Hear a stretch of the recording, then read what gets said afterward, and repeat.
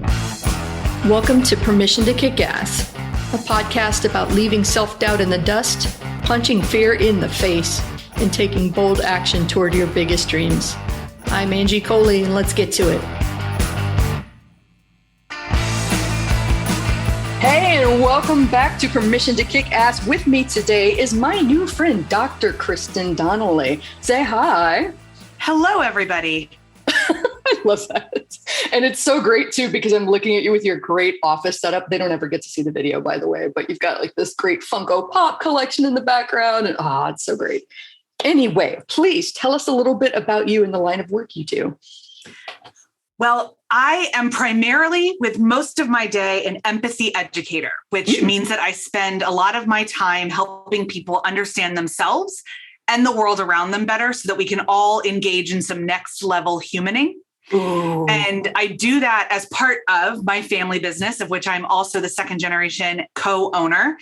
We operate a network of family companies who's all tied together by a mission statement rather than a set of product lines. Mm-hmm. So our mission statement is to impact lives and create wealth.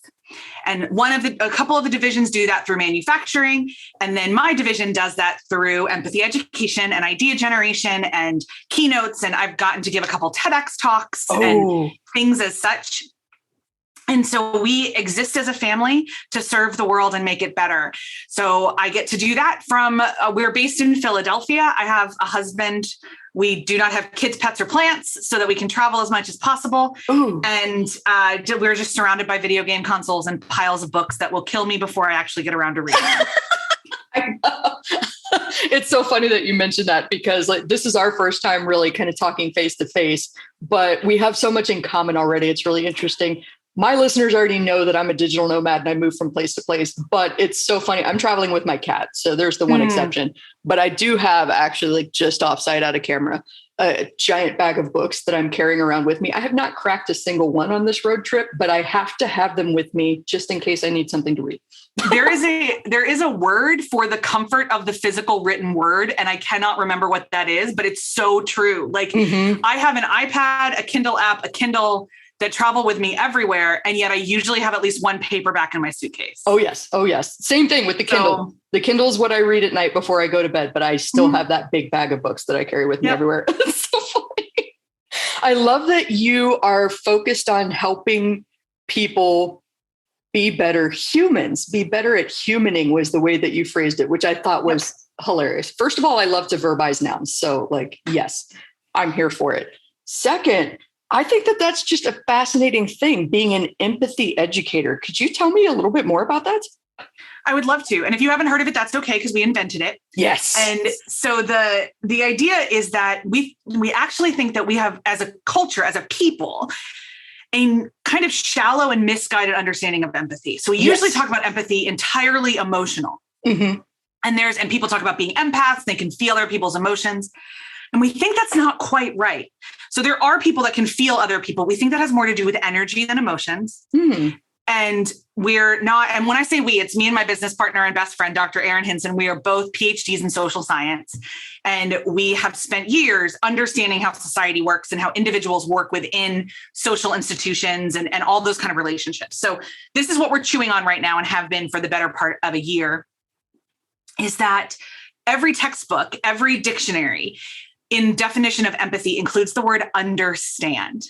And understand is a huge part of our worldview. We deeply believe that understanding people is not agreeing with them or approving of them. It's just understanding. Yep. And that we can seek explanations and not excuses.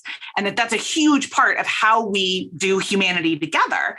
So as we were looking at that and thinking about that, and I was actually in the process of writing my first TEDx when we really started getting going on this, which I got to give at South Lake Tahoe in May of 2021, and really centered around the idea of eliminating our understanding of tolerance and moving towards inclusivity instead.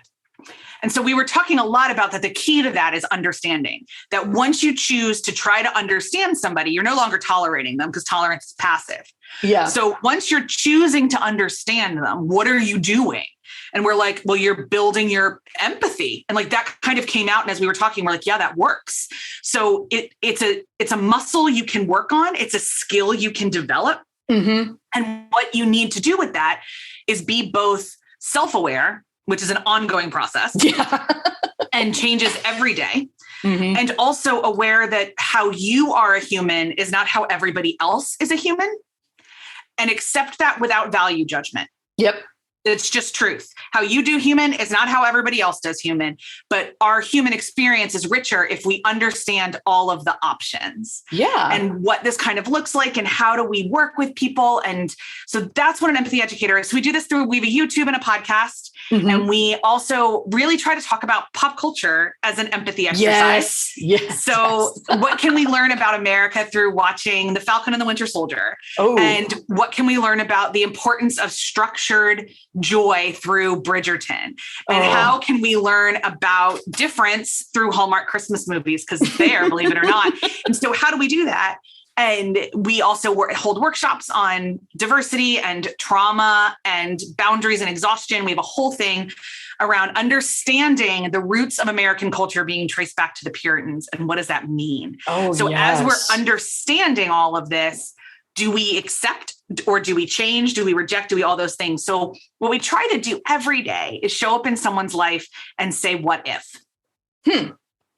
Interesting. I think, that's a good question. I'm writing that down because I want to circle back to that what if question. I think this is such an important discussion to have because I know that one of the things that I am really known for in like the writing and marketing circles is not necessarily being the devil's advocate, but I'm usually the one that's in freelance groups going, maybe that client isn't actually trying to screw you over. Maybe if we think about this from a business owner perspective, we can suddenly understand why they're negotiating, why they're trying to, everybody wants the best deal. You want the best price. This is totally natural. It doesn't mean anybody thinks you suck. But like, I'm usually that first person that jumps in and says, maybe this is not what you're thinking. Maybe there's another side to this. And interestingly enough, I would not say that was a skill that I used to possess. It's exactly like you said, that I, at one point, had the flip switched and decided I needed to work on that empathy and understanding people. And it actually started. Decision. Yeah. It started with a book because one of my mentors recommended Mindset by Carol Dweck to me. Yes, it's a great one. Oh, it is a great one. And suddenly when I was reading it, I was like, oh, fuck, I know why he recommended this to me because I am a fixed mindset and I recognize all of these thinking patterns in myself. So that was part of it. And I think the other part of it was just being uncomfortable sometimes recognizing how quick I was to judge people, how I was constantly like angry and tense and frustrated that people weren't peopling right. Why don't you guys know how to do these things? And so I found that once I worked on trying to understand where people might be coming from, that life got a lot easier. My business grew a lot faster. My relationships got a lot more solid. It was like freaking magic wands, for lack of a better term. And it was I think you move through life with more ease because you're not defensive all the time about defending that your ideas are correct. Mm-hmm. It's just that your ideas are one among many. Yes. And so you can just exist easier and relax more.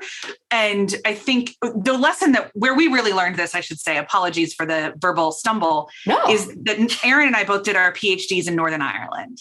Oh. And Northern Ireland is a incredible place to learn that understanding is not condoning. Because there is in a conflict that is frequently presented as two sides, and you'll hear that narrative everywhere. At a very moderate estimation, I would say there are probably around 15. Ooh. And the motivations of the people that intersect that at different points, there's at least 4 governments involved, much less sides. Yeah. And so we constantly were sitting with people, and this is actually not to keep dropping my TED Talks, but this is actually my second TED Talk, is that a lot of Northern Irish people, as we lived there for the 5 years that we were there, are very desperate to talk about what happened in their conflict, but they're told they can't talk about it to each other. So somebody with a sympathetic ear and the right accent shows up, and often I got really intensive stories, and I wasn't the only American that has dealt with this. And so as I learned to hold these things, I'm also married to a Northern Irishman, and he's got his own set of truths and facts. Yeah. So I'd go out for drinks with a friend and hear awful things about something that I know my husband deeply believes in. And I had to learn to hold those things and say, okay, there is so many truths here, and some of them are lies, and that's okay. Facts are never as important as truth, because truth is an emotional entity. And so I would just be very clear and be like, well, the facts of this situation are, where do you disagree with those? Or where does that not resonate with you, or things like that? And I just collected stories for 5 years. Wow. And some of them I was incredibly honored to hold. Some of them I wish I hadn't been given, because it was against my consent. Like, we use the word trauma dump for a reason. But there was at no point in time was anyone who talked to me looking to be told they were wrong. That is so true. You know, that's one of the things that I coach a lot of the freelancers that I work with on too, that especially when they come to me, like, how can I convince my client? How can I show them that this is right? And I'm like, you really can't. But what you can do is you can say, hey, I hear you. That sounds like a good option. What we can do is we can test it. Or you could present a case and say, hey, that does sound like a good idea. I know somebody else that tried this, and this is what's happened. I'll let you make the decision about whether you want to pursue that route or not. And I'm behind you either way, win or lose. It's like, all you can do is present yourself as a colleague, as an ally, not somebody there. Like, they don't want to pay you to stand there and tell them they're screwing up their own business every day. They really don't. And no one changes their minds through shaming or statistics. Yes. They may change a temporary behavior, but they're not going to change their mind. And so they change their mind through stories and relationships. So if you are in relationship with them and present them a story, the story may or may not resonate. But I think shaming them and convincing them is probably not going to work.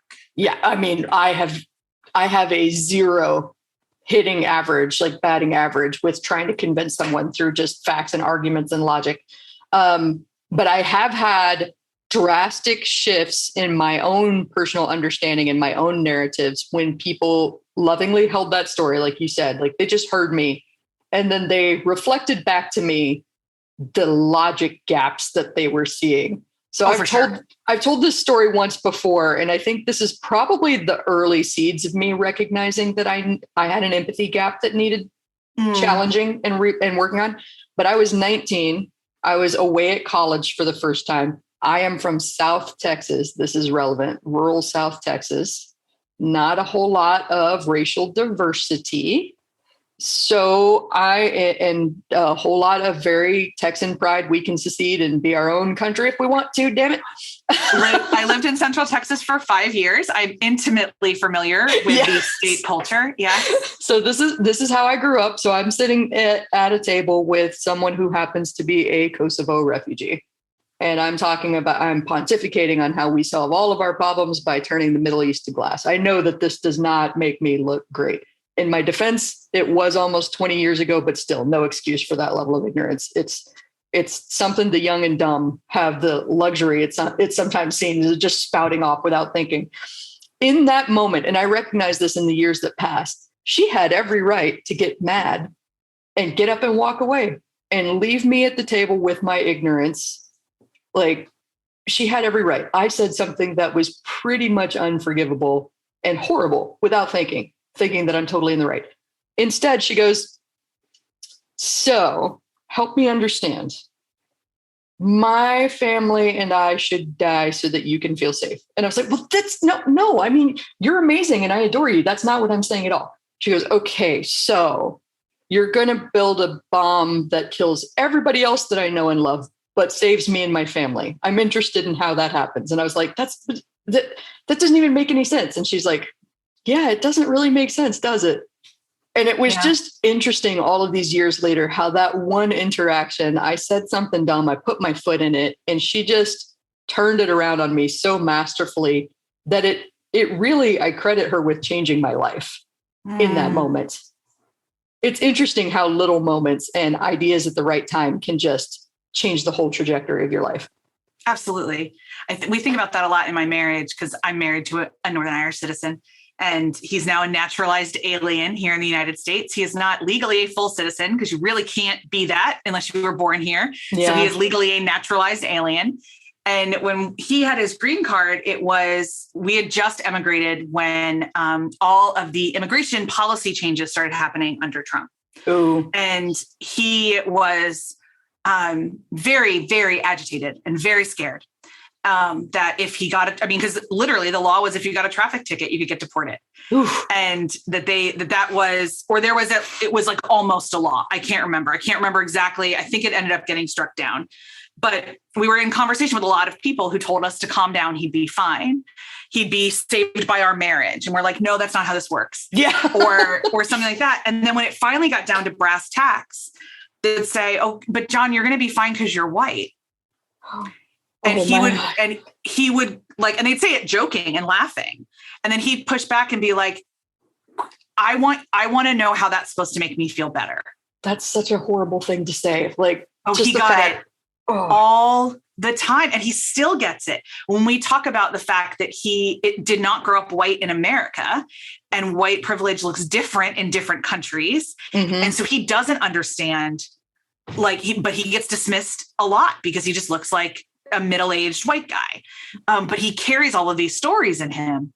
And he has gotten just told, oh, but you're fine because you're white so many times that the way he responds now is to go, I want you to think about what you just said. Yes.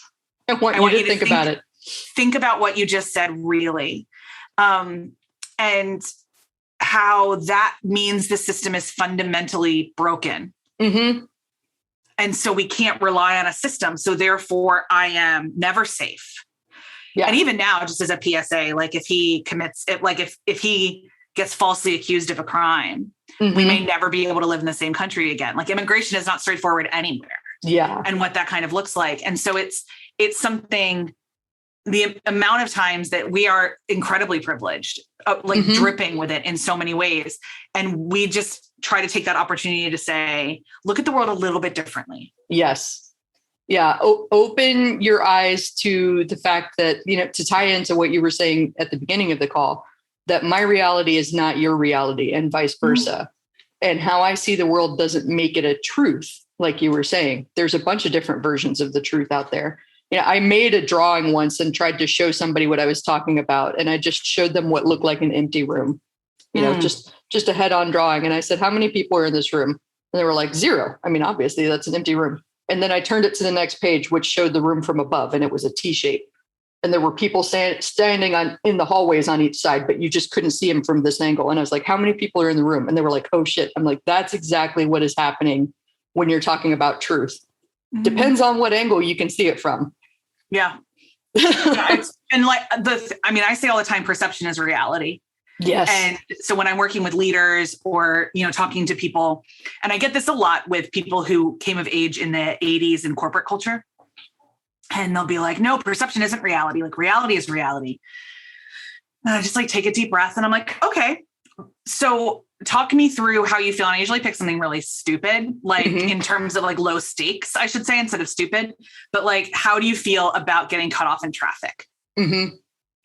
And then, well, obviously the person it's a George Carlin joke, I think, everybody's either stuck behind somebody slow or has somebody on their tail. Yeah. And you are one of those people for everybody else. I remember that. Yeah. It's everybody that drives slower than you is a moron, and everybody that drives faster than you is a maniac. You are somebody's moron and you are somebody's maniac. You are somebody's maniac. Even in my family, we joke my dad drives much more slower. My brother and I are much faster, things like that. My dad thinks we're speed demons. We think he's slow. Perception is absolutely reality. And so if we can help people understand that, there's a lot of, that's why I love talking about empathy, because everything can be an empathy exercise. Everything. You can turn every learning experience into a time where you're like, hey, I can be a better human next time. Yep. Next time I can do better. I mean, that just happened with a project that I was working on where I thought I was trying to be helpful by telling somebody that. So I just took over a promotion, which is totally in my wheelhouse. I've got this down to a science. So I'm just bringing in systems that I've already used that I know work and trying to help guide the team in a unified direction. And really all I'm coming in and doing is trying to simplify things, remove stuff from people's plates that we don't need to be focusing on right now, And so I made a mistake when I went to the group and I was saying, okay, so what are you working on? Do you really need to work on that right now? Can you make this as simple as possible? What can you cut out? And eventually one of the members of the team made me a video in private and said, I'm kind of insulted that you think I can't simplify this further and that I haven't already simplified this as much as I possibly can. And I was like, okay, that was it was a very powerful reaction. I just kind of like understated it, but she had a reaction and she was having some strong feelings to that. And so at first, of course, I was tempted to be like, well, why in the hell are you pissed off at me for trying to make your job simpler? Like, what is wrong with you? And I'm getting all defensive. So I did the smart thing, which I think, I highly recommend in a situation when you're feeling some kind of way. Don't do anything. Don't make a video. Don't respond to somebody. Don't write a letter. If you're going to write a letter, definitely don't send it. I went to beach yoga and I'm like in downward dog going, this fucking video. Nope. Deep breath, deep breath. The moon is rising. This is nice. This is calming. Oh, that fucking video. Like just going back and forth with myself. This is a recent thing that happened to me too. And so after several exercises of just redirecting my brain, like you do in yoga, redirecting my thoughts, coming back to being exactly where I am. Afterwards, I was able to see that like, okay, I can understand where she's coming from, that there's a knowledge gap here between what I see her doing, what she sees herself doing, and what's left to do. And so me trying to be helpful still came across in an offensive way. And there's a way that we could communicate better here. She can tell me about what she needs from me, and I can tell her I'm not understanding, help me understand. And we can find a way to better work together. But it's interesting to me looking at that, how if I had just sunk into like, what's wrong with you? I'm trying to make your job easier. We're never going to work well together. And one of those is, it goes back to why we don't like talking about empathy as emotional, because we actually don't even understand our own emotions. Yeah. So how are we supposed to understand the emotions of others? And very rarely can we control our emotions. And very rarely, and even if we can, that's like such a discipline. And a lot of times we don't ever achieve it. So that's why we don't like to talk that empathy is an emotional thing. And that there is a difference, between empathy, sympathy, and compassion, and kind of where they all overlap. Ooh. And as you were talking, what it reminded me of is when I was in seminary, somebody asked one of the pastors who did like church studies in general, like how to do the organization of being a pastor, like what's his best piece of advice for young seminarians. And he said, it's never about the carpet color. And what he's referring to is that like churches will have knockdown, drag out fights about changing the carpet in the sanctuary. Yeah. Or introducing drums into worship. And he's like, it's never about that. It's never about that. So figure out what it's about. It's about the emotions of change. It's about a fear of not being adequate. Everyone always reacts. The root of anger is fear. Yeah. That's always the root of anger. So what is someone afraid of? And how can you mitigate that fear? And that's what leadership is understanding what people are afraid of. Politics is understanding what they're afraid of and exploiting it to get votes. Leadership is understanding what they're afraid of and solving the problem.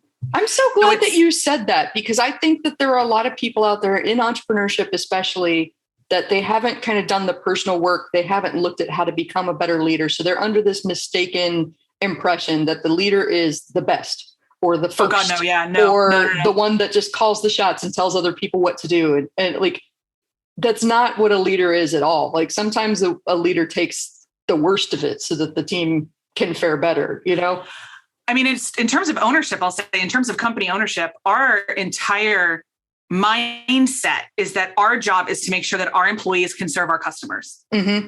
That's our job. So we've never, and we also believe that if we ever do a financial layoff, it's our fault. So it's never happened in 30 years of business. We've never done a layoff.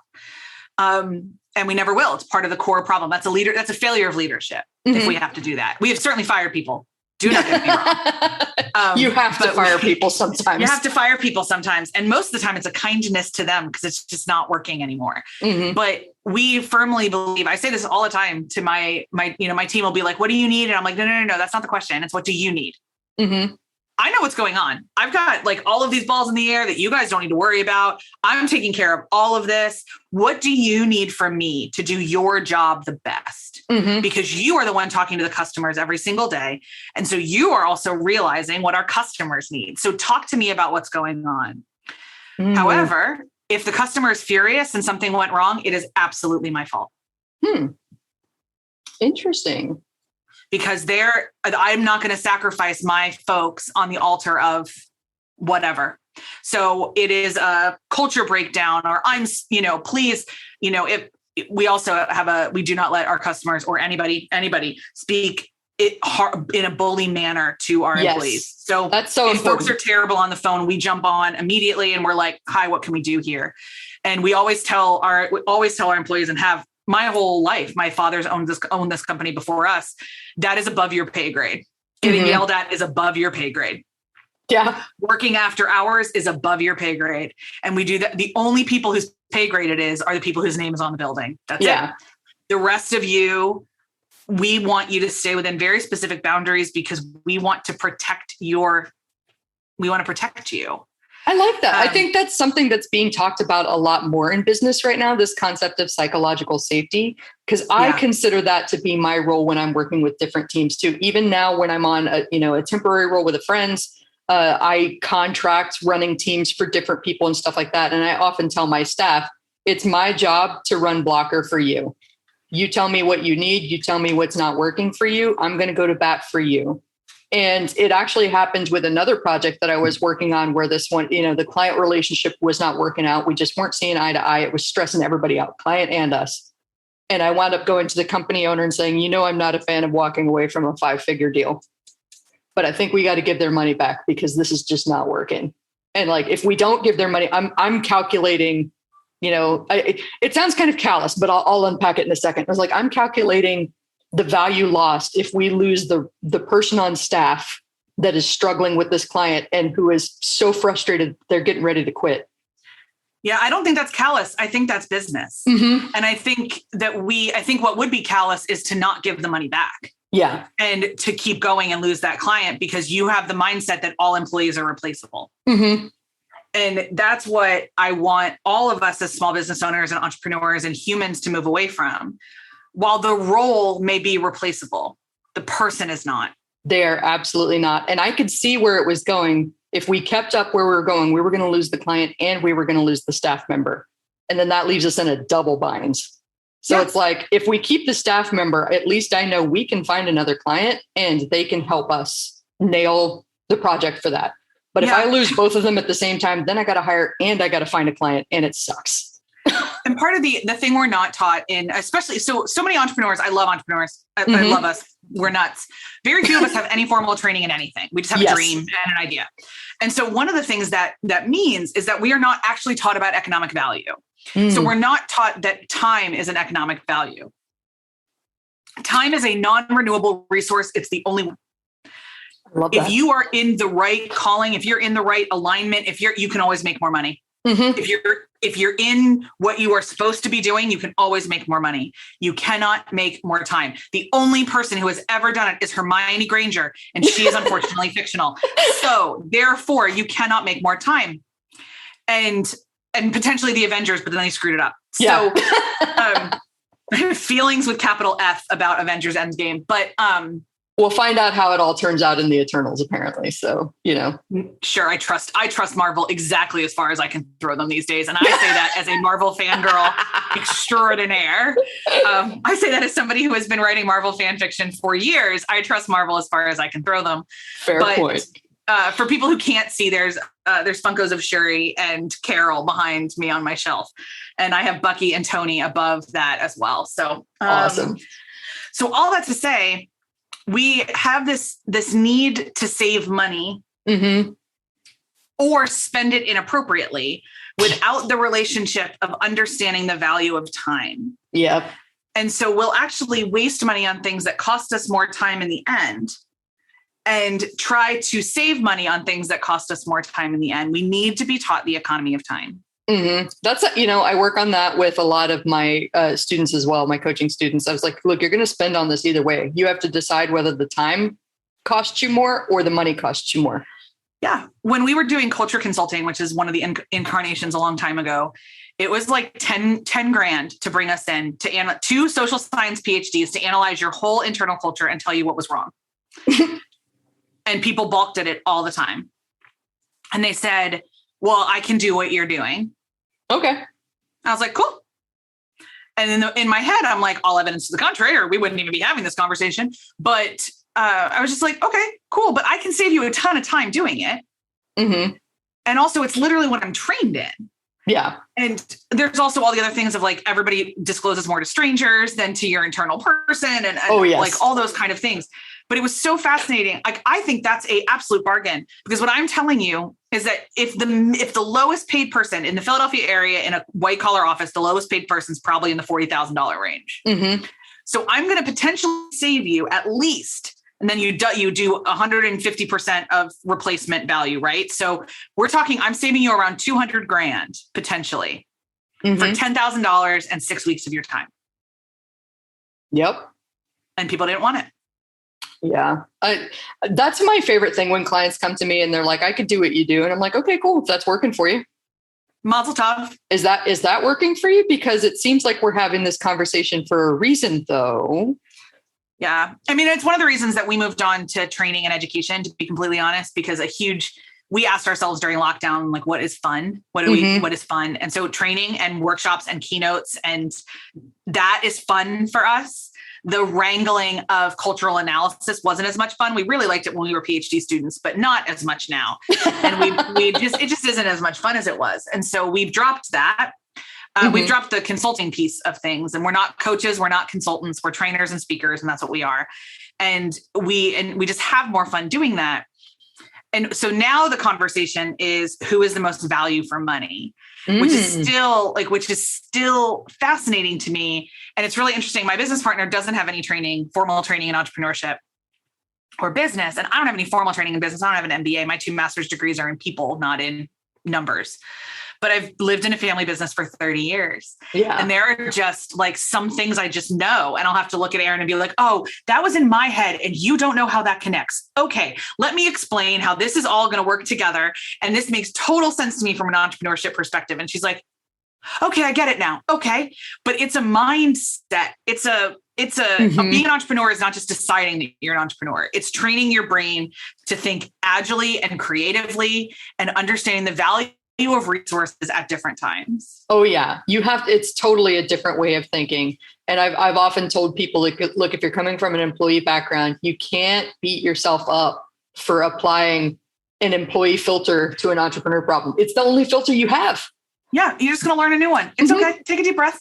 But I got to challenge you, because like, now that you're the boss, does the way you used to approach this problem still make sense now?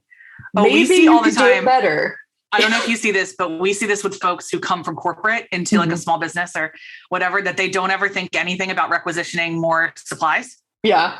Oh, because there's always money in corporate. And I'm like, you can see the budget now though. Mm-hmm. Would you like to? Yeah. Like this toilet plunger that you decided to buy the $50 option of, the $7 one was great. Mm-hmm. And that's $43 that doesn't go into the profit margin. They're like, oh, I don't even think like that. I was like, you need to start. You do need to start. Like, first of all, read Profit First. We highly recommend Profit First. I don't get anything for mentioning that. It just was such that, speaking of changing the way that you think, right? Typical business. This is why I love that book so much. Typical business is revenue minus expenses equals profit. Well, most of us that have been in business for a while know how little profit you get when you operate that way, because there's always some sort of expense that comes up that eats away at everything that you've earned that's extra. This guy, Mike Michalowicz, that wrote Profit First, changed the formula. So now it's revenue minus profit, take the profit out first, equals expenses. And it's such a way to keep your expenses from ballooning, but also make sure that you get paid for the risk that you're taking on as an entrepreneur, which I love. Yeah. Oh, yeah. I love, actually, I'm looking at my notes too, and I want to circle back. I'm going to just do like abrupt segue here because I'm good at those. I wrote down what if when you asked that earlier, and I want to make sure that we answer that. So you mentioned that what if was kind of your key to unlocking the empathy. Do you want to go a little deeper into that? Yeah, I mean, I think you unpacked it a little bit where it's like the maybe question.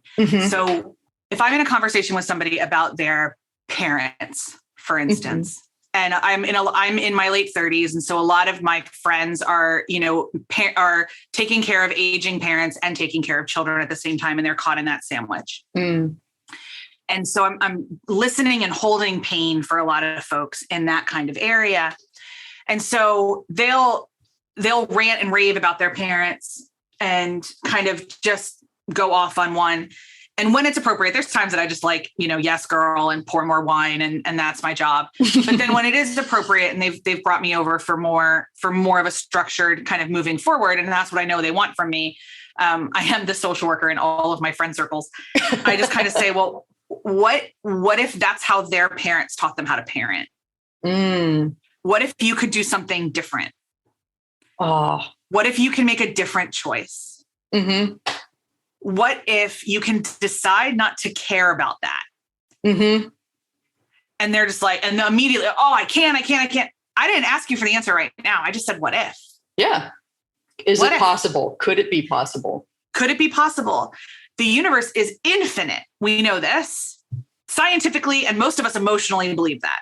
The majority of human beings believe there is something after death, whether it is life or something else. They believe there is something. They believe that there is something higher than us. They believe there is something other than us. They don't believe that human life is limited to your time span on this planet, and that's it. Oh, yeah. If we're the smartest, this is the way I think of it. I don't know what is out there. I don't know if it's the flying spaghetti monster. I don't know if it's aliens. I don't know if it's God. I don't know what it is. But if we're the smartest species in the universe, then the universe is screwed. Yeah. It feels really boring and limited to me. Yeah.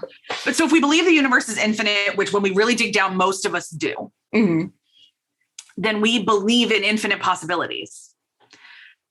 Then we take the societal structures that we're living in and say, okay, how does that limit those infinite possibilities? Yeah. And then within that box, you say, what if? So I have wanted to be deeply and desperately a Broadway star, deeply and desperately. I cannot do that now. And let me tell you several reasons why. I have not been in training for my voice for years. It could not handle an 8-show week. I am also a size on a good day, 22. It's not really hanging out on broad. People don't believe that people fall in love with people my size. So it's not really gonna work. So I don't have an agent. I could do all of that. It might work.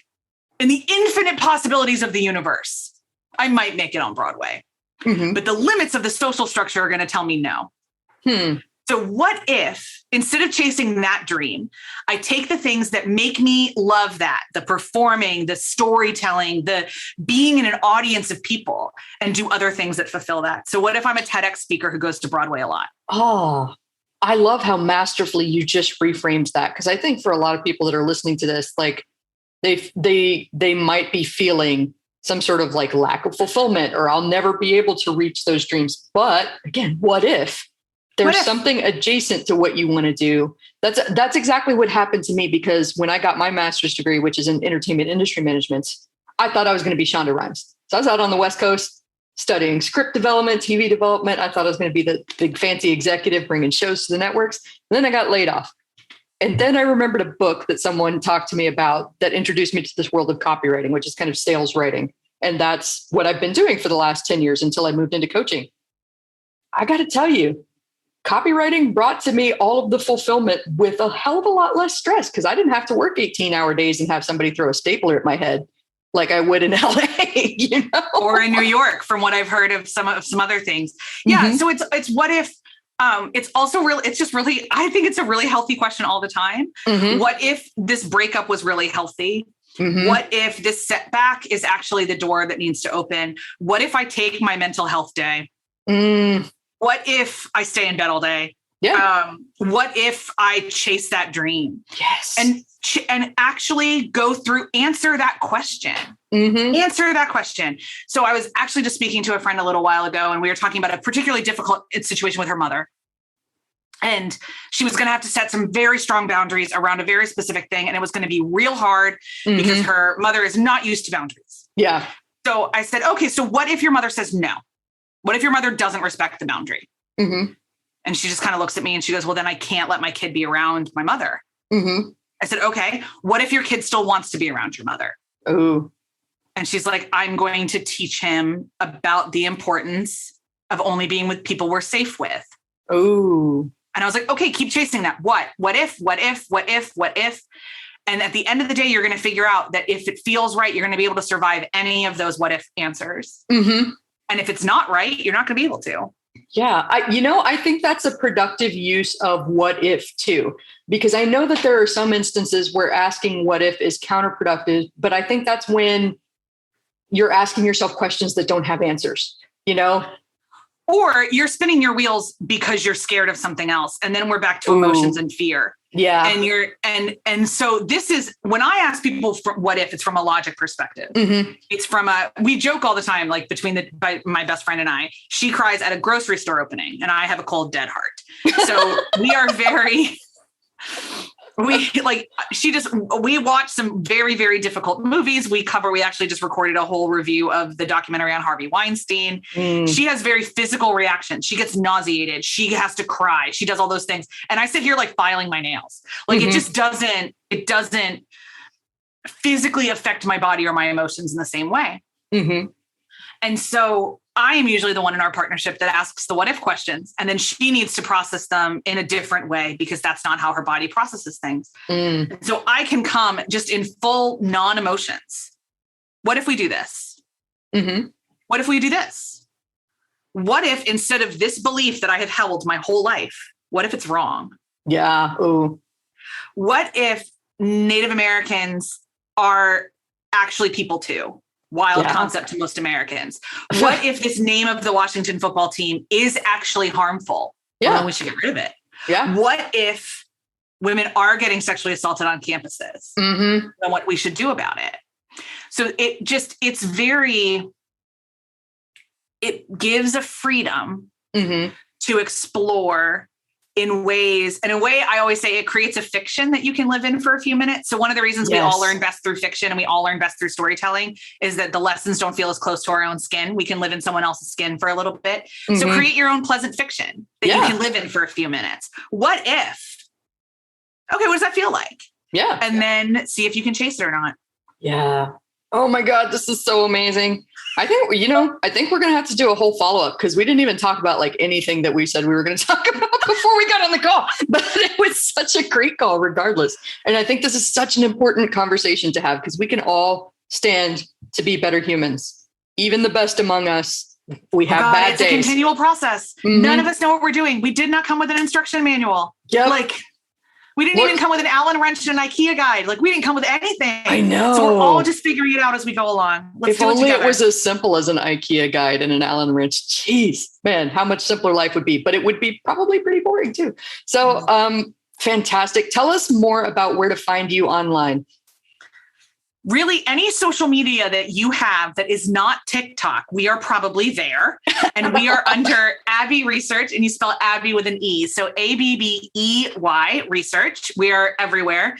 We're also on the most popular one. The one that you'll find us on the most is Instagram, but we're also on a YouTube. We have a podcast called The Culture Cast.